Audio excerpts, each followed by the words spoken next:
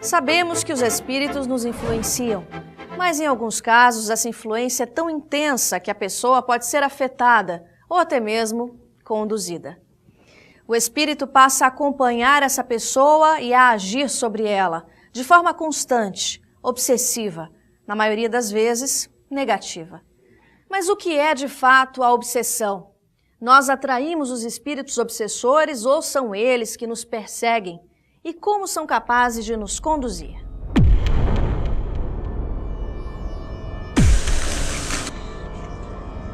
Atualmente, a obsessão ela está graçando de maneira epidêmica. Pessoas podem ser conduzidas por um obsessor sem se darem conta de que não são elas mesmas. Por conta da obsessão, pode chegar até mesmo à loucura. Existem muitos loucos internados em hospícios que, na verdade, não são loucos. Na verdade, eles estão ali sob a influência de um espírito vingador.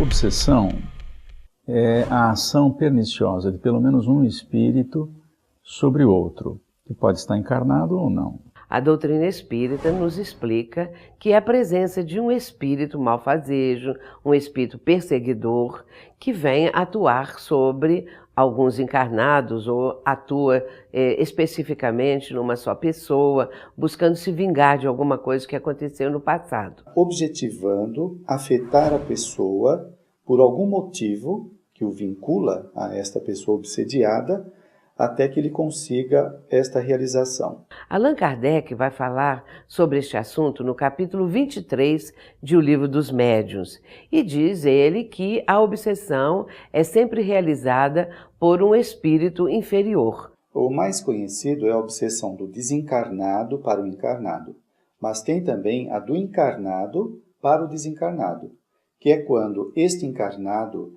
se sentiu ofendido ou tem saudades doentias do desencarnado e fica o tempo todo chamando ele, ou pensando nele, e acaba traindo se ele não estiver equilibrado, sendo atendido num hospital espiritual. E tem também de encarnado para encarnado, que a gente vê muito nos relacionamentos familiares ou mesmo nas empresas. Então você pega um pai que toda hora está desprezando seu filho, comparando com outras pessoas, subestimando a inteligência dele, ele está sendo um obsessor. Provavelmente eles têm um vínculo do passado, por isso o pai hoje se sente sem motivo nenhum provocado pelo filho. Ou a esposa perseguindo o marido, algum vínculo do passado problemático, na qual hoje ele tenta levar à desforra essas emoções que sente sem motivo nenhum no presente, mas que tem um motivo no passado. É uma ascendência espiritual que esse espírito com propósitos negativos consegue realizar em relação a uma pessoa que deve alguma coisa do passado. Com isso significa o quê? Que daqui para trás nós fizemos muitos inimigos a partir de atos equivocados. E equivocados de ambas as partes. Daquele que cometeu o erro e daquele que se sentiu ofendido. Então, quando nós falamos de obsessão, nós estamos falando de que não há conhecimento do perdão. Pode haver um processo de culpa na pessoa que sofre a obsessão. Mas a partir do momento que ela resolve, através do autoconhecimento e da correção dos seus comportamentos, das suas atitudes, a se transformar, a fazer a reforma íntima, fica mais difícil abrir brechas para processos obsessivos. Então, acho que a questão do autoconhecimento e a questão da correção significa trazer essa pessoa para hoje. É hoje que ela vai poder ou não assumir responsabilidade com relação aos erros cometidos. Quando a gente foge do vigiar e orai, que Jesus tanto recomendava, a gente cai em situações inferiores e aí a gente pode ser passivo de obsessão de várias naturezas. Sobretudo aquelas tendências que você tem mais no seu espírito, para o assassinato, para o roubo, para os desvios sexuais. De uma forma geral, aquilo que você tem como mais débitos do passado que você precisa suportar e você precisa vencer essas tendências, é que os espíritos obsessores trabalham mais em você. Daí a necessidade de que você esteja sempre, como dizia Jesus, vigiando e orando, como está lá no capítulo 26 de Mateus, para vencer essas tendências inferiores que fazem parte dos nossos espíritos. Kardec diz, numa de suas obras, que a obsessão é um flagelo da humanidade. E ninguém percebe, porque se dá entre o mundo invisível e o mundo visível. Claro que se dá só no mundo invisível também, porque falamos da obsessão no lar, no trabalho, mas também com o mundo invisível. E a gente não vê, não percebe. O processo obsessivo, ele se realiza mente a mente. O que nos liga, encarnados e desencarnados, é a afinidade e a sintonia. Então, os espíritos, muitos deles que poderiam entrar em outra frequência vibratória e já encontrar novos caminhos no plano espiritual, muitas vezes a afinidade e a sintonia que nós estabelecemos com eles é que fazem com que se dê o que nós chamamos campo obsessivo, né? É o campo propício para essa afinidade, para essa sintonia. De certa forma, eles têm uma influência muito grande sobre nós, uma vez que nós atraímos as entidades pelo pensamento. E os nossos pensamentos são antenas girando em torno do universo, atraindo os diversos espíritos que compartilham ou sintonizam com a nossa evolução, nossos desejos, nossas vontades e as nossas tendências boas ou más. O espírito pode levar a criatura ao suicídio. Se ela não tiver defesas espirituais, se não mantiver um pensamento elevado, se não cultivar a oração e o trabalho no campo do bem, essa pessoa vai ser atingida porque deve. São as dívidas que abrem o campo para a ação do espírito vingador. Mas o processo mental que o espírito está infligindo neste que hoje é a vítima, ele pode ir crescendo e se tornar alguma coisa assim muito grave. É como se ele nos sussurrasse ao ouvido: faz isso, faz aquilo, é isso mesmo, vai em frente. Na Bíblia existe realmente vários relatos de casos de obsessão e o próprio Jesus orienta em Mateus 10 aos discípulos que eles deveriam curar os enfermos, ressuscitar os mortos e conduzir os espíritos sofredores, que ele sabia que existiam, como está em Marcos 9:38, quando Tiago e João diz que viram um homem que conduzia espírito em nome de Deus, de Jesus, e proibia o que Jesus disse: não devias ter proibido, porque quem é por mim não pode ser contra mim. Então, além de ter, há uma permissão e um endosso do próprio Jesus no sentido da gente conduzir as entidades inferiorizadas e sofredoras. Como é que isso começa? Bem, começa de uma inimizade, uma desafeição provocada, que pode ser de vidas anteriores, pode ser da vida atual. E, na medida em que o espírito quer prejudicar alguém que está encarnado, o que ele vai fazer? Essa é a grande questão. Bem, ele vai descobrir na pessoa quais são aquelas paixões humanas que a pessoa ainda tem. Quase todos nós temos as mesmas e, em vários graus, as paixões humanas. Vou citar apenas algumas: o jogo, o vício, o tabagismo, o sexo. Então, vamos supor que a pessoa tem uma tendência mais para uma paixão do que para outra. O espírito vai estudar-nos para fazer um estímulo àquela paixão, para que a gente exacerbe aquela paixão e acabe se comprometendo. A obsessão é sempre resultado das nossas imperfeições morais. Se fôssemos, estou falando da humanidade como um todo, se fôssemos uma humanidade mais adiantada, numa situação mais elevada, é claro que a incidência das obsessões seria muito menor ou não existiria.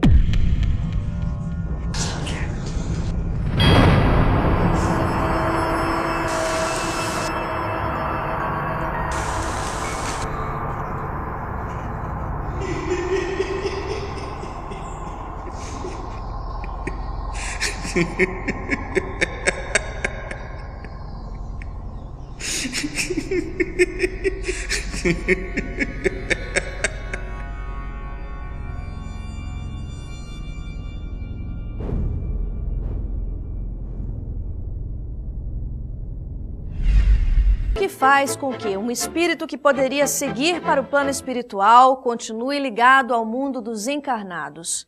Por que deseja nos acompanhar e prejudicar? Pode haver motivações pessoais por trás disso? Afinal, quem são nossos obsessores? Quem é o obsessor? É um demônio? É um espírito que veio das trevas? É um monstro? Quem é esse que hoje está se vingando, que hoje está perseguindo a criatura? Na verdade, nós vamos entender com a doutrina espírita que o espírito obsessor é alguém como nós. Foi na Terra uma pessoa comum. Era uma pessoa que estava aqui no plano terreno vivendo tudo aquilo que os encarnados vivem no plano físico.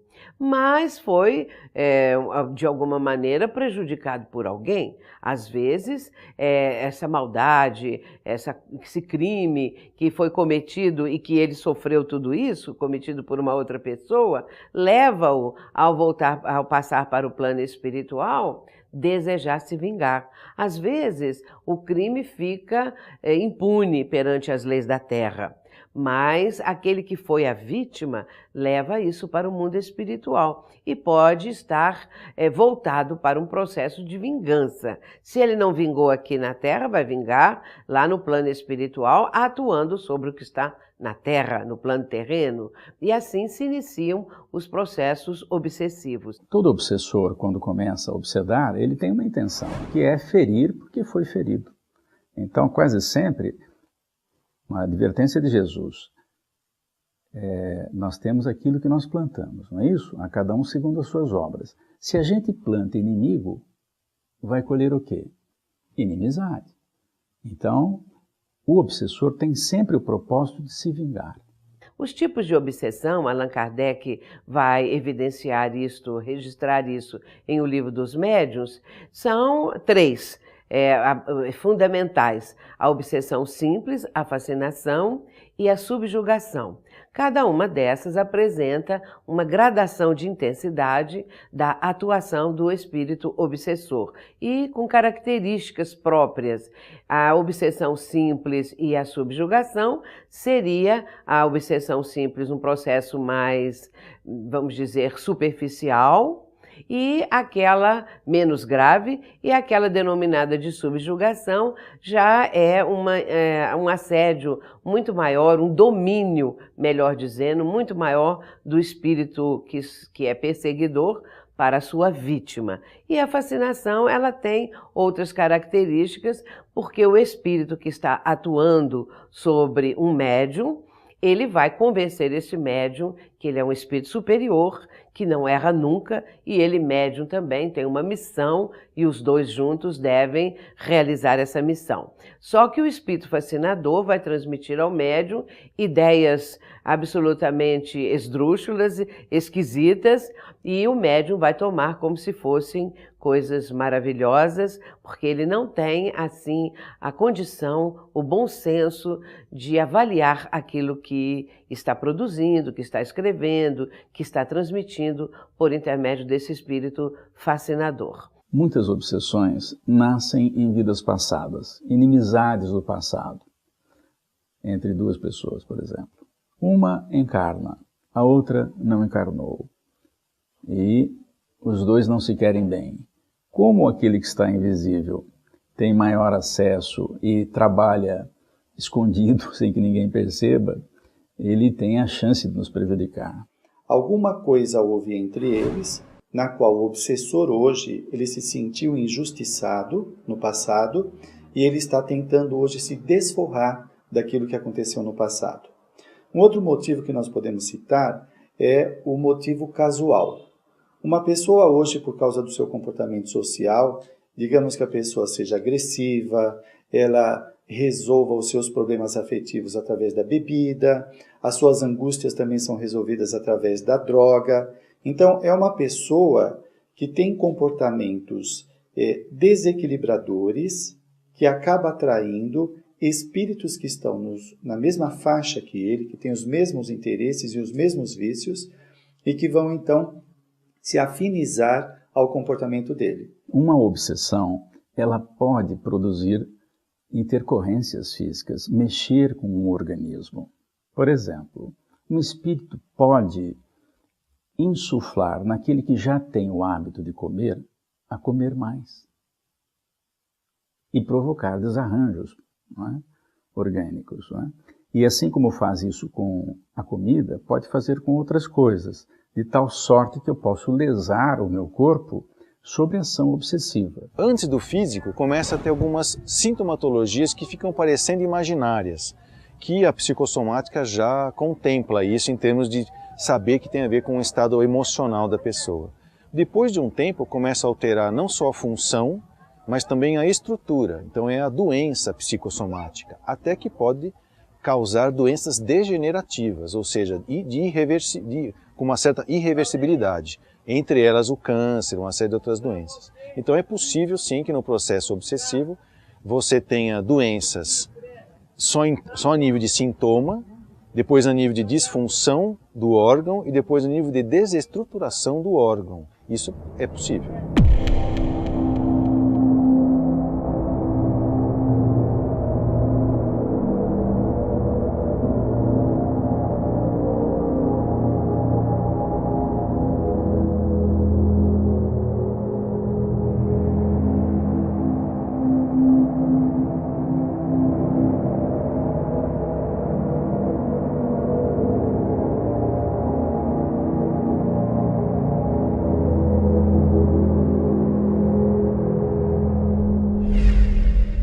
Mais do que se permitir ser obsediado, podemos colaborar com o processo. O que seria a auto-obsessão? Por incrível que pareça, a própria pessoa pode se auto-obsidiar. De que maneira isso acontece? Pessoas que têm baixa autoestima, pessoas que não se conhecem o suficiente, pessoas que são muito autocríticas, pessoas que não fazem aquilo que deveria ser feito por si próprias. Elas têm um processo de entrar pelos seus próprios pensamentos e sentimentos, porque se nós formos observar quais são as causas da obsessão, muitas vezes estão na origem de nossas outras existências. Às vezes nós já trazemos dificuldades de temperamento, ou algumas ideias fixas, ou algumas questões depressivas, ou ainda questões de intolerância, às vezes uma irascibilidade. Então são pontos em que muitas vezes nós nos atormentamos e nem damos espaço para que outros venham fazer parte desse campo auto-obsessivo. Então, ela tem alguma culpa que não foi resolvida, que pode ser de uma vida passada ou da vida presente, e essa culpa faz com que ela tente eliminar o erro mental através da autopunição. Então, nesse momento, ela está sendo obsessora de si mesma. A maior autoobsessão que nós temos entre nós mesmos é ressentimento, né? Principalmente ressentimento de coisas do passado, né? E a gente fica preso às coisas do passado por medo, por culpa, por raiva, por perdas, coisas que ficaram lá atrás, eu fico preso, eu fico sentindo de novo, por isso que chama-se ressentimento. É claro que nós nos aproximamos deles e eles se aproximam de nós por um processo de atração. Nós os atraímos porque essas são nossas preferências, ou eles também se sentem atraídos por nós devido a situações do passado, a estarmos no mesmo nível vibratório, na mesma frequência vibratória, no mesmo tipo de pensamento. Há então uma afinização. Nada acontece assim por acaso. O que está acontecendo é porque foi provocado por nós mesmos, nós nos precipitamos, nós fizemos opções errôneas, erradas, escolhas que não deveríamos ter feito e de repente nós estamos enredados em situações extremamente complexas. São estes espíritos que muitas vezes rondam, aproximam-se de nós e que nós vamos tentar resolver essas desarmonias. Deus permite porque é uma experiência para nós. Então, não há como culpar o obsessor da minha obsessão. Eu tenho que eliminar em mim aquilo que atrai o espírito. Eu tenho que fazer uma quantidade de bem maior do que de mal. Por quê? Mal e bem, segundo Allan Kardec, no Livro dos Médiuns, Bem e mal são incompatíveis. Eles não se suportam. Então, façamos o bem. Como funcionam os tratamentos de desobsessão realizados em centros espíritas? E para interromper um caso de obsessão é preciso que ambos se libertem, obsessor e obsediado. A causa das obsessões é sempre a imperfeição moral, que dá acesso, que dá possibilidade ao assédio de um espírito mau, de um espírito que queira prejudicar alguém ou esteja visando uma pessoa especialmente. Quando a gente fala de obsessão, nós estamos falando de uma influência espiritual negativa na vida de alguém. Essa influência espiritual negativa, ela pode ser evitada através do autoconhecimento. Mas a gente vive um momento em que o autoconhecimento é muito pequeno. As pessoas não se conhecem o suficiente até para saber o que é a sua mente e uma mente externa. Então, uma coisa que é muito importante é sermos mais observadores de nós mesmos. O que eu ando pensando? Eu tenho clareza, eu tenho consciência do que eu penso? Quais são os meus pensamentos? E os meus sentimentos? Eu sei dar nome, eu compreendo o que eu estou sentindo, eu percebo se existe uma coerência em que o que eu sinto e o que realmente está acontecendo, as lições que a vida me traz todos os dias. Então, quando eu sou um observador, uma observadora de mim mesmo, eu já tenho aí uma dificuldade de ter uma interferência. Esse é o vigiai que Jesus dizia. Porque às vezes nós falamos, mas vigiar como? É isso mesmo, é ser observador de si próprio. Por quê? Ele vai pegar as tendências que o indivíduo tem, comportamentos fracos, conflitos, perturbações, e começa a atuar com as suas ideias nessa área nevrálgica da personalidade e começa a levá-lo a ter comportamentos que nem sempre ele quer. É claro que ele está aproveitando a tendência da pessoa, mas ele vai potencializar isso. E quando nós nos conhecemos, então nós vamos perceber, espera aí, estou sentindo alguma coisa que não faz parte da minha vida. Os pensamentos, emoções, está havendo alguma influência. Então a pessoa pode, com a mudança de pensamento, de atitude, afastar o obsessor. À medida que a pessoa trabalha no autoconhecimento e diz, isso é meu, isso não é meu, eu não penso dessa maneira, ela começa a oferecer um trabalho a mais para uma entidade que lhe impõe algum tipo de sofrimento. E aí a entidade tem duas alternativas, ou ela fica e aprende, ou ela acaba se distanciando ou montando outras estratégias para poder obsidiar alguém. O obsessor, via de regra, sofre mais do que o obsidiado, porque o processo de vingança não lhe traz paz. Pelo contrário, enquanto se vinga, ele está o tempo todo rememorando aquele momento em que sofreu as atrocidades que hoje este que é a vítima lhe propiciou.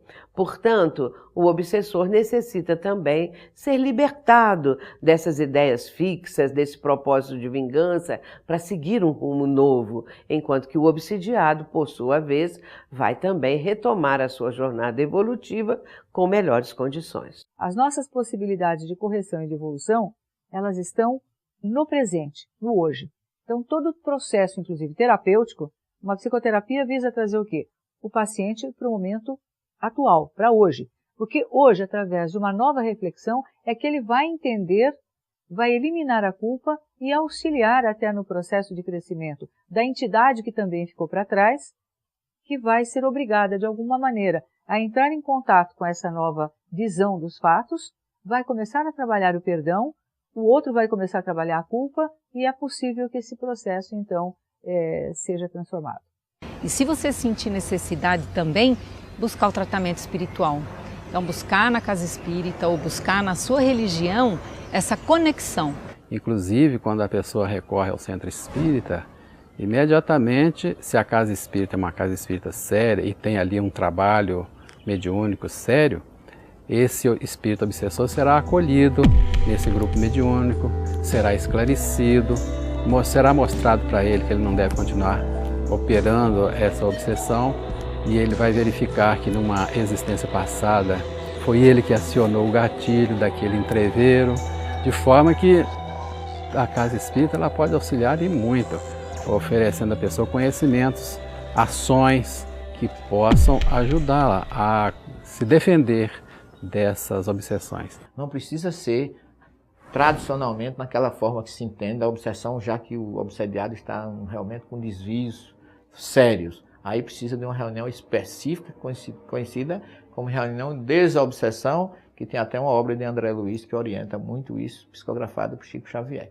Mas qualquer atitude, um diálogo fraterno, uma conversa positiva, é um ato de desobsessão que a Casa Espírita, como escola, ambulatório e hospital, está sempre muito em condições de atender a qualquer um que se encontre nesse fato. Na verdade, todos nós somos obsediados. O próprio Chico dizia que podia ser obsediado várias vezes por dia, então nós estamos sempre passivos disso, daí a necessidade do orar e vigiar, e uma casa espírita é sempre um local que é muito útil nesse sentido.